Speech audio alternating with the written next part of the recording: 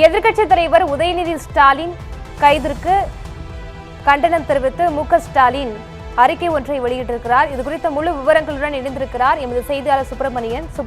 வணக்கம். இது குறித்த முழு விவரங்களை பதிவு செய்யுங்க. வணக்கம் பவித்ரா.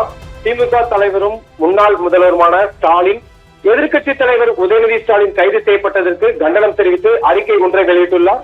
அந்த அறிக்கையில் அவர் தெரிவித்ததாவது, காவிரி நீர் உரிமை மற்றும் மேகதாது அணை விவகாரத்தில் தமிழக அரசின் செயல்பாடுகளை கண்டித்து தஞ்சையில் திமுக சார்பில் நடைபெற்ற ஆர்ப்பாட்டம் மாநில மக்களின் உணர்வை பிரதிபலிப்பதாக அவர் தெரிவித்துள்ளார்.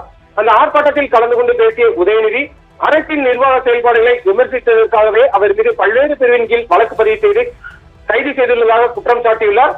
சட்டமன்ற கூட்டத்திற்கு முன்பாக எதிர்க்கட்சி தலைவரை கைது செய்திருப்பது ஜனநாயக விரோத நடவடிக்கை என்றும், விசாரணைக்கு மட்டுமே நோக்கமாக இருந்தால் சென்னையிலே நடத்த முடிந்த நிலையில் தஞ்சாவூருக்கு அழைத்து சென்றது அரசின் உள்நோக்கத்தை வெளிப்படுத்துவதாகவும் ஸ்டாலின் தெரிவித்துள்ளார்.